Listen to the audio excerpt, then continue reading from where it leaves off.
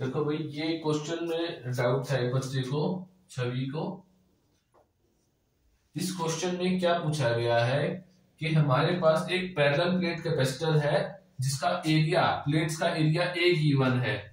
तो हम क्या करते हैं, जैसे जैसे हमें जो स्टेटमेंट मिलती है हम उसका एक एफबीडी बना लेते हैं, फ्री बॉडी डायग्राम। तो पहली चीज हमारे पास क्या है, पैरेलल प्लेट कैपेसिटर। तो ये हमने एक पैरेलल प्लेट कैपेसिटर बना दिया। अब हमको गिवन है कि इनके प्लेट्स का एरिया कितना है, ए। दोनों प्लेट्स का एरिया ए है और इनके बीच का डिस्टेंस कितना है, डी। ठीक है भाई। इस charge to a potential V। तो हमने क्या किया, इन दोनों प्लेट्स को एक बैटरी से कनेक्ट कर दिया।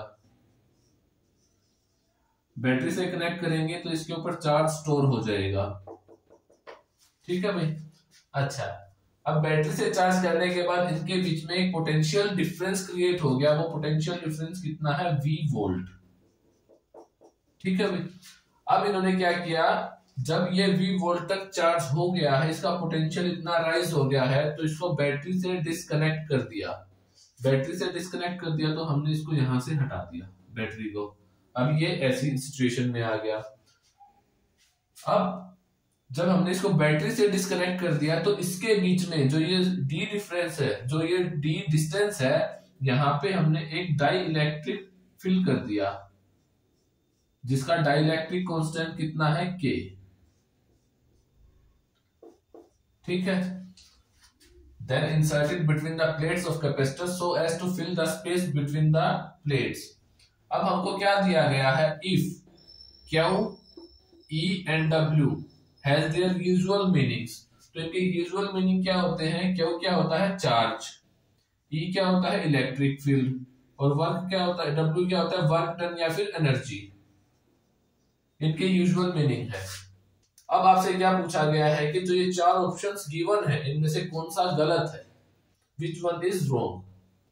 क्वेश्चन समझ में आया? ठीक है भाई। ये क्वेश्चन किसका है, आपका नीट जेईई के एग्जाम के लेवल का है। अब यहां पे आपसे पूछा गया है कि इनमें से कौन सा गलत है। तो ये देखने वाली बात है कि क्वेश्चन आपसे इस तरह से भी पूछा जा सकता है। इनमें से आपसे बोला कि एक गलत है, इसका मतलब 3 सही होंगे। तो क्वेश्चन को किसी भी तरह से घुमा के पूछा जा सकता है। मान लिया ये आंसर सही है, मान लिया एक बार ये आंसर सही है, आपसे ये नहीं पूछा कि कौन सा गलत है। आपको 4 ऑप्शन दे दिए, बताओ इनमें से कौन सा सही है। एक ये वाला दे दिया, 3 गलत दे दिए, चेक करो इसको, बताओ। दूसरा, अब इनमें से 3 सही है, मान लिया ये वाला भी सही है, तो हमने इसको दे दिया ऑप्शन में, 3 गलत दे दिए, एक ये दे दिया। अब मेथड दूसरा अप्लाई करो, ये वाला आंसर निकालो। मान लिया ये वाला सही है, चाहे ये वाला सही है, अलग अलग ऑप्शन दे दिए, तो ये आपसे 4 तरह से पूछ सकता है इस क्वेश्चन को। यहाँ पे इसने सीधा पूछ लिया कि कौन सा गलत है। ठीक है भाई। तो हम क्या करते हैं, हमने एक फ्री बॉडी डायग्राम बना लिया। यहाँ पे आपको देख के क्या लग रहा है, पहले हमने बैटरी को कनेक्ट किया, इसके अंदर चार्ज डाल दिया तो चार्ज आया, यहां भी क्यों है, यहां भी क्यों है। अब एक देखने वाली बात क्या है, अगर हम ऑप्शंस के थ्रू जाएं तो देखो चार्ज की 2 वैल्यूज दे दी। पहले हमने इसको बैटरी से कनेक्ट किया, मान लिया इसके अंदर 100 कूलम चार्ज आ गया। जब हमने बैटरी से डिस्कनेक्ट कर दिया, क्या इसमें से चार्ज कहीं निकला, तो आंसर है इसमें से चार्ज नहीं निकला। तो चार्ज कैसा रहना चाहिए, सेम। पहले अगर 100 कूलम था तो बाद में भी 100 कूलम ही होना चाहिए, लेकिन यहाँ पे ऑप्शंस 2 दे दिए। इसका मतलब क्या है, क्लियरली इन दोनों में से एक आंसर रॉन्ग है, ये दोनों सही है। अगर हम बाय ऑप्शन जाए, अब हमें सिर्फ इसमें से चेक करना है कि कौन सा सही होगा कौन सा गलत होगा, बट हम 4 ऑप्शंस को देखेंगे। ठीक है भाई, यहां तक समझ में आया। अब हम क्या करते हैं, यहाँ पे हमारा कंसेप्ट लगाते हैं। पैरेलल प्लेट कैपेसिटर है तो कैपेसिटर के लिए हम क्या निकालते हैं, कैपेसिटेंस। कैपेसिटेंस का फॉर्मूला क्या होता है, epsilon naught A by D for a parallel plate capacitor. ठीक है भाई। चार्ज का फॉर्मूला क्या होता है, Q is equal to CV। Initial है, पहली कंडीशन है, तो हमने बोल दिया चार्ज Q नोट है, पोटेंशियल V नोट है। जब हमने इसके अंदर डाई इलेक्ट्रिक को इंसर्ट नहीं किया, C की वैल्यू ये वाली पुट कर दो, Q is equal to C epsilon naught A by D into V. V को वी लिखो चाहे वी नॉट लिख दो, हमारे ऑप्शन में वी है तो हमने वी ही रखा। इसका मतलब फर्स्ट ऑप्शन इज करेक्ट, ये वाला तो सही है। सीधा सीधा आंसर आ गया कि हमारा सेकंड ऑप्शन इज राइट। जो हमारा हमें आंसर चाहिए वो सेकंड है, बी है। ठीक है, क्योंकि चार्ज सेम रहेगा, चार्ज डिफरेंट नहीं होगा। ठीक है भाई, अब यहां से हम क्या कर सकते हैं, इलेक्ट्रिक फील्ड निकाल सकते हैं। पोटेंशियल का फॉर्मूला क्या है, यहां से V is equal to Q is equal to C V. तो V का फॉर्मूला आ गया क्यू बाय सी। अब हमने क्या किया, इसके अंदर डाइलेक्ट्रिक को फिल कर दिया तो कैपेसिटेंस चेंज हो जाएगा। कितना हो जाएगा, नया कैपेसिटेंस हो जाएगा K टाइम्स द ओरिजिनल। ये हम पहले किसमें कर चुके हैं, जब हमने डेरिवेशंस किए थे, उसके अंदर डेरिवेशन का रिजल्ट है ये। नया पोटेंशियल कितना होगा, V dash is equal to Q same रहेगा, कैपेसिटेंस कितना C डैश, C डैश की वैल्यू पुट कर दो, V dash is equal to K C नॉट। ठीक है भाई, अब हमें ऑप्शन में क्या दे रखा है, इलेक्ट्रिक फील्ड, ये गिवन है। तो इलेक्ट्रिक फील्ड और पोटेंशियल के बीच में क्या रिलेशन होता है, E is equal to dV by dr। ये D की टर्म में है, डिफरेंशियल टर्म में है। अगर इसको हम कंप्लीट टर्म में लिखे तो क्या लिख सकते हैं, E is equal to V by D, potential by distance. ठीक है, अब यहां से देखो ये पोटेंशियल कौन सा है, हमें नहीं पता कि ये V डैश लेना है या सिंपल V लेना है। क्लियर, जब हम पहले इलेक्ट्रिक फील्ड निकालते हैं, जब इसके अंदर चार्ज नहीं है तो V, जब हम इसके अंदर डाइलेक्ट्रिक स्लैब पुट करते हैं तो ये कितना बन गया, V डैश। जब हम इसमें V डैश की वैल्यू पुट करते हैं, E is equal to Q by K C naught, V dash into D. Q by C क्या होता है, क्यू बाय सी तो ये है V, तो E is equal to V by K D. इसका मतलब हमारा ये ऑप्शन भी सही है। क्लियर, ये वाला ऑप्शन क्या है, एनर्जी। हमने मान ली पहले हमारे पास एनर्जी कितनी है, पोटेंशियल एनर्जी की टर्म में एनर्जी स्टोर होगी यहां पे। तो पोटेंशियल एनर्जी को फिजिक्स में किससे लिखते हैं, U से। इनिशियल है तो U नोट लगा दिया, और कैपेसिटर की टर्म में एनर्जी क्या होती है, हाफ CV स्क्वायर। इनिशियल है तो कैपेसिटेंस आ गया V naught, sorry C naught. ठीक है भाई, C नोट की वैल्यू हमने पुट कर दी, half epsilon naught A by D into V square. ये इनिशियल है। अगर हम फाइनल निकालना चाहें तो फाइनल एनर्जी कितनी होगी, हाफ C। अब C नोट नहीं आएगा, C डैश आ जाएगा, V सेम नहीं रहेगा, V डैश हो जाएगा CV स्क्वायर।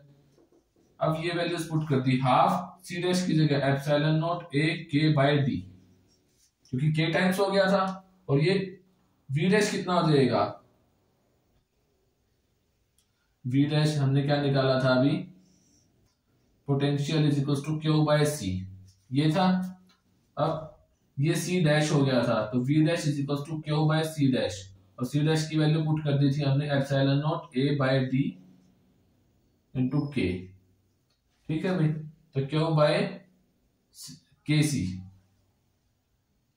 V डैश आ गया था क्यू स्क्वायर बाय ये C square into K square.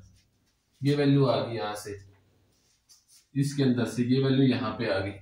जब हम इसको सोल्व करेंगे तो एक K से एक K कैंसिल हो गया, और C की वैल्यू पुट करेंगे तो इससे ये वैल्यू कैंसिल हो जाएगी। जब हम इसको वर्क निकालते हैं तो वर्क की वैल्यू कैसे निकलेगी, final energy minus initial energy. जब हम इसमें से माइनस करेंगे तो हमारा ये आंसर भी आ जाएगा। इट मीन्स हमारा ये आंसर भी सही है, ये भी सही है, ये भी सही है। तो गलत कौन सा हुआ, ये वाला। ये तो हमने सोल्व करके देखा, बाय ऑप्शंस भी हमने देख लिया था कि हमारे ये दो आंसर में से एक आंसर गलत है। Is it clear? तो इसमें आपका right according to your question आपका आंसर कौन सा हो जाएगा, बी। ठीक है भाई। अच्छा, अब हमें एक नेक्स्ट टॉपिक और करते हैं, क्वेश्चन और करते हैं।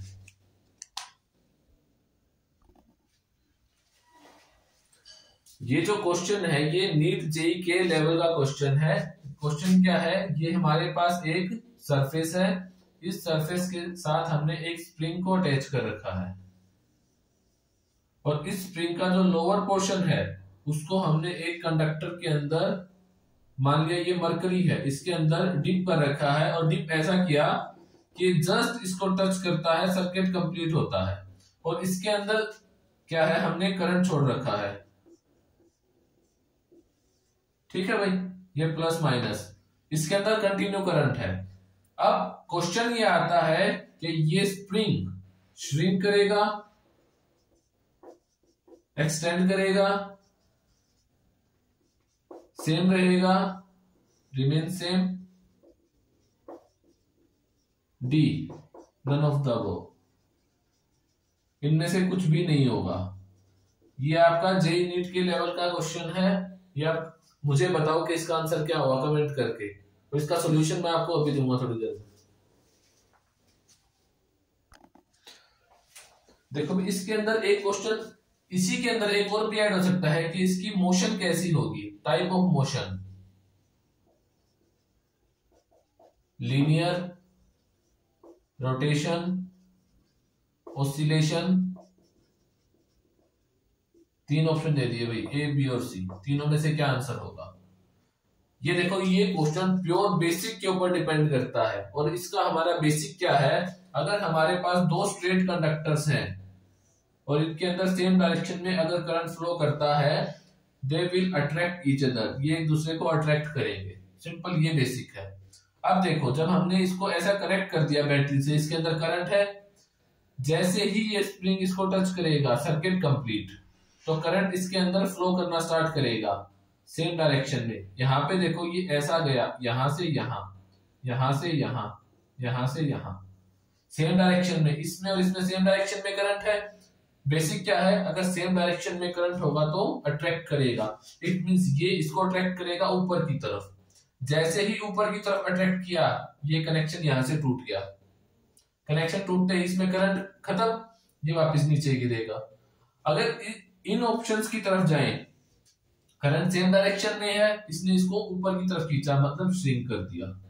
ऊपर खींच रहा है तो कंप्रेस कर रहा है, श्रिंक कर रहा है, छोटा हो गया। अगर हम इन ऑप्शंस की तरफ जाएं तो क्या होगा, इसने इसको ऊपर खींचा, मोशन कहां हुई, ऊपर की तरफ। जैसे ही ऊपर गया, कनेक्शन टूट गया, फिर से नीचे आएगा। जैसे ही इस पे टच हुआ, अगेन कनेक्शन बन गया, फिर से करंट फ्लो करेगा, फिर से श्रिंक ऊपर की तरफ। ऊपर जाते ही फिर से कनेक्शन टूट गया, नीचे की तरफ। मींस ऊपर जाएगा, नीचे आएगा, ऊपर जाएगा, नीचे आएगा। इस टाइप की मोशन को क्या बोलते हैं, ऑसिलेशन। सिंपल बेसिक के ऊपर ये क्वेश्चन है और आपका जेईई नीट के अंदर ये क्वेश्चन आ सकता है। ठीक है भाई।